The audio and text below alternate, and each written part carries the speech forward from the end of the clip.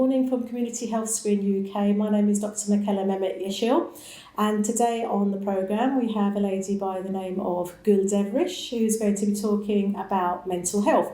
She is currently a mental health coach and she works with an organisation, and she's going to talk to us a little bit about herself.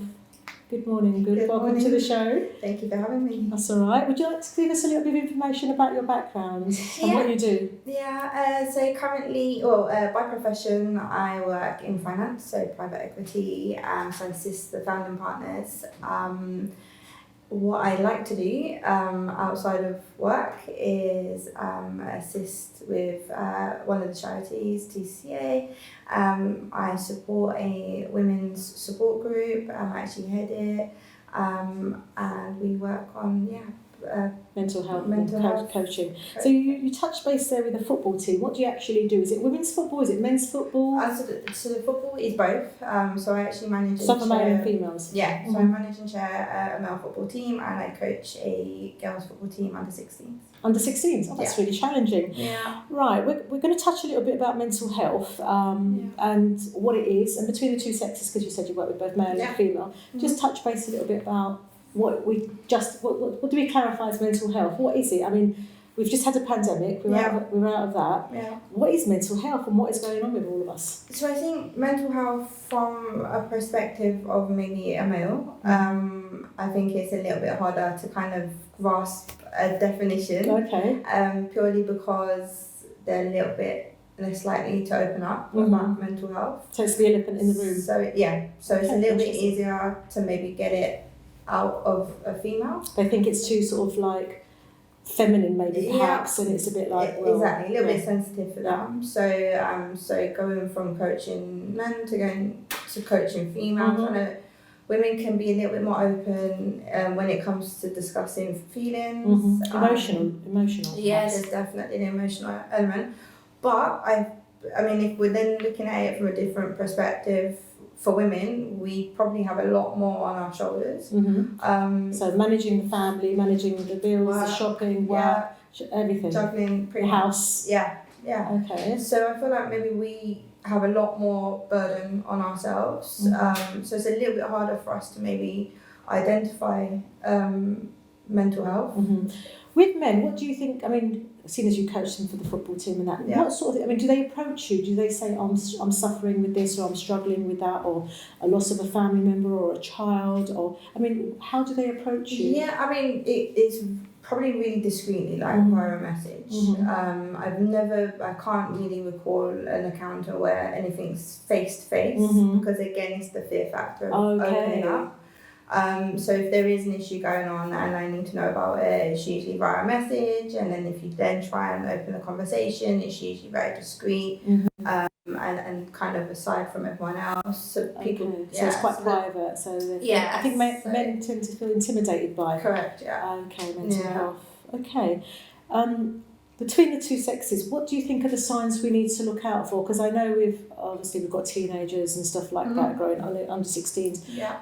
What do you define as like mental health with the young generation? I feel like for the younger generation is so hard now because they've come out of lockdown. They've lost probably 2 years out of school. There's the educational side of stuff, but then there's also the social impact. Okay. So there's a lot of kids coming out of lockdown and not really knowing, like finding that hard adjustment getting back into like football coaching, for example. And what I've noticed is that it's really hard to get them off, for example, social media or anything electronic, because they've been engrossed in that for 2 years. Yeah. So you think this is like a social anxiety thing going on there, or do you think it's more mental? No, I think it's definitely a bit of both. I think it's a bit of both, because you adapt to a certain way of living, and then all of a sudden you have to then go back to the way we used to live. But during that period, a lot of under 16s are used to the electronic, like relying on electronics for social and maybe mental. So going back to things like football, I feel like they struggle. Like they want to know where their phone are. Like I really struggle with with keeping them focused for 2 hours On the physical slot. thing. Yeah, because they want to head back to their phones to It's just almost check like an addiction. what's going on. Yeah, It's like an so addiction. just to check what's going on, and That's maybe they interesting. need that to kind of, just to kind of check in with what's going on social media. Yeah, see what everybody else is doing. Yeah. That's interesting, actually. It's quite a sore subject, actually, as well, to find it's quite disturbing. Yeah. Right, on the subject of you doing the football, mental health, explain to me what are the benefits of exercising and people playing football. I mean, I think the first point that comes to mind is just getting kids and anyone off of any age, of any age, of any age, just getting them off any electronic things. Yeah. I mean, any exercise is good. So for me, I'll encourage like my under 16s to come to every session. 2 hours a week is better than nothing. Yeah. Just to get them off, electronics, and I think even if you're not into football, like just to get out and go for a walk. 20-minute walk. Absolutely. Brings your glucose down. Exactly. Serotonin, oxytocin, the Leave dopamine. the phone at home if need be, and just go out for a walk, have some fresh air, take in your surroundings. We know the science behind walking for 20 minutes lowers your cardiovascular disease and death by 27%. That's a scientific fact, so you can Google that if you want to. It's actually on there. I can put some links at the bottom. But so we know that exercising is actually very good for mental health, as well as water and diet. Whatever you can do, anything, walking, a jog, a couple of times a week. But for me, it's just really important that you, as adults, we encourage our youngsters to even go for that walk with you, or get them into some kind of sport, anything physical, and activities is good. Thank you for touching base on that, Bill. No, you're welcome. Okay, so we've talked about the younger generation, obviously with the elders. I mean, I'm not sure if the elder women in their 40s. We have obviously different types of mental health. We talked about the teenagers and stuff. Somebody in their 30s, in a relationship, quite happy to you and me, Joe Blogs outside. Other things going on perhaps, narcissistic behaviour perhaps, or control. How do we see these signs, and how do we talk to that person? Like if someone's in a controlled environment. It's really hard, isn't it? Because it's hard to pick up on signs, because I feel like women are so good at hiding it. They lie. So good at hiding it. So good at looking normal and looking happy. Playing the happy couple. Yeah, it's become, it's second nature to us. And for us to give off any little bit of hint that there is cracks. For us is a big deal. For us, we don't do that. Us women don't. Trying to hold the house and the family together. Okay. So I think that at a certain point, cracks will show. And then I think that if you have someone that's a friend that's going through that potentially, you will see the cracks show. And it's always just, for me, you have to remind people that you're there. You don't necessarily have to approach them and say what's going on. But it's just a reminder. Do you think people should talk to their friends and their family about it? Absolutely. I mean, there's so much. There's so much. There's so many people you can approach. I know there's Samaritans and there's Mind and stuff like that. There's so many great charities now that will work alongside you. But just reach out to anyone that's close by, a close friend, a work colleague. Sometimes it's easier to speak to someone that's not directly involved. But anyone, it's important for people to not feel that they're alone and having to deal with things alone. Absolutely, 100%. That's really good. Thanks for touching base on that one. Right, depression and people that repeatedly do things all the time. I suppose I'm probably one of those who repeatedly do the same things over time. OCD and stuff like that. How do we, is that another trigger, do you think, that someone's sort of stressed or overwhelmed perhaps, or not mixing? I think that can also be a trigger of not dealing with the actual underlying issue, whether it's something that's happened like in trauma, the past. perhaps? Yes, something that could have happened in the past, something that could have happened last week, but it can come out in different ways. Like, for example, OCD. So you could maybe put 110% focus into something that not necessarily needs it, but it's your way of escaping. It's your way of maybe stepping outside of whatever's going on and focusing on something else. And sometimes, you know, that's not necessarily a bad thing, because you're being distracted by something else. But I think it's definitely a cover up for something that's underlining, and then maybe something that's just not being dealt with. So short term. Yeah, I understand that, of course. And we're seeing with young girls at the moment as well, a lot of them on social media and TikTok or Instagram, they all have these images and these filters on where they want to look a certain way, or they follow the Kardashians. No disrespect to the Kardashians, of course. But obviously there's a trend going on where people feel like they need to look a certain way or behave a certain way, like to keep up with the way society wants us to present ourselves. How do you feel about that?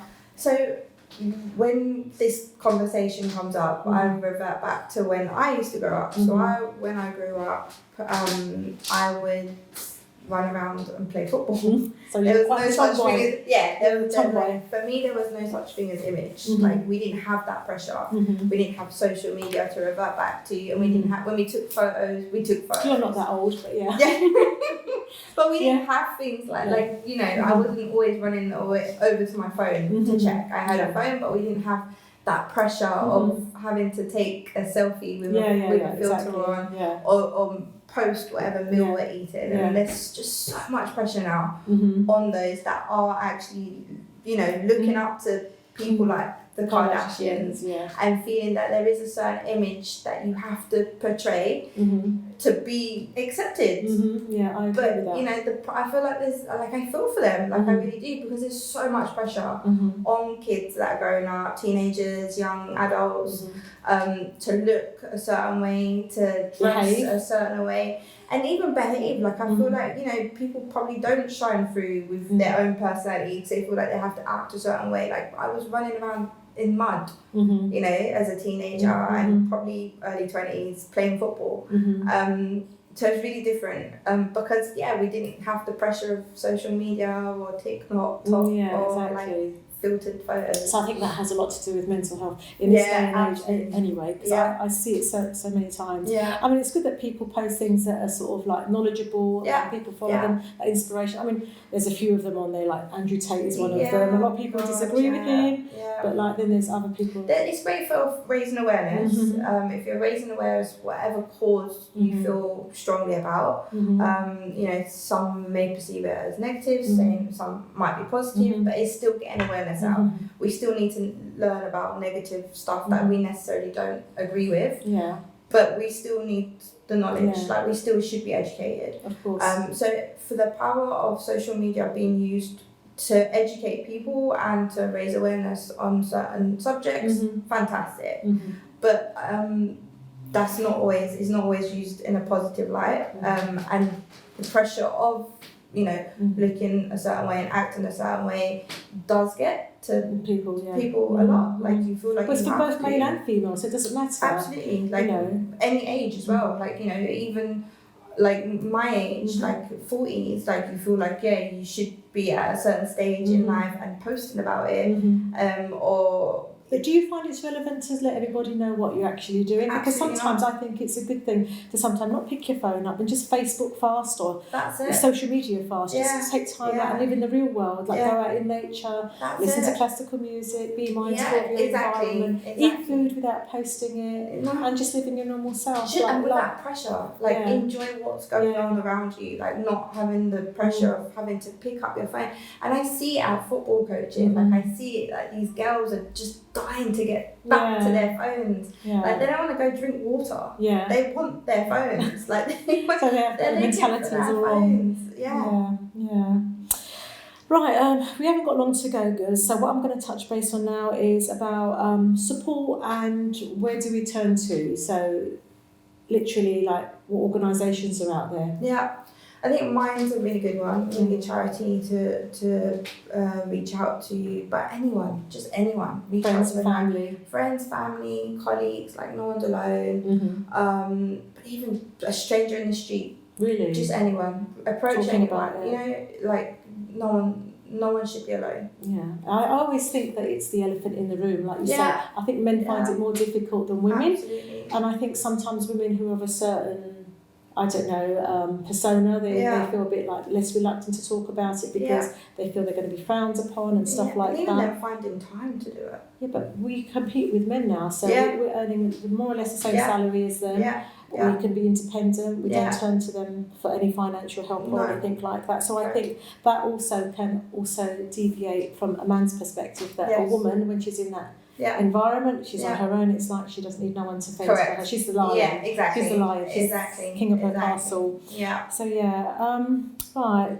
Is there anything that you want to talk about in your own sort of like to finish off? Is there anything you want to conclude on? Yeah, I like if there's a message that I can get out there, it's just to kind of just, you know, there should be no pressure whatsoever to be a certain someone. You know, be you, be yourself, you know, and if filtered photos is what makes you happy, then do it. Yeah. But whatever makes you happy. Like, don't feel that there's pressure to not do it, but also pressure to do it. So not to compete with anybody. And that's just one example. You know, if you want to run around in the mud, or you want to be on TikTok and scroll through, then so be it. But I feel like people need to find what makes them happy, and whatever that is, do that. Yeah, because I think they need to be in the moment. Yeah, exactly. Like, but try not to forget what's going on around and the people around and you. enjoy. Because sometimes the people that we love the most, they're just sitting right opposite us. Exactly. And we take it for granted. Yeah, exactly. We do that 100%. And life's too short. It surely is. Thank you so much for coming on my programme. Thank I you. really appreciate it. Thank you. Thank you.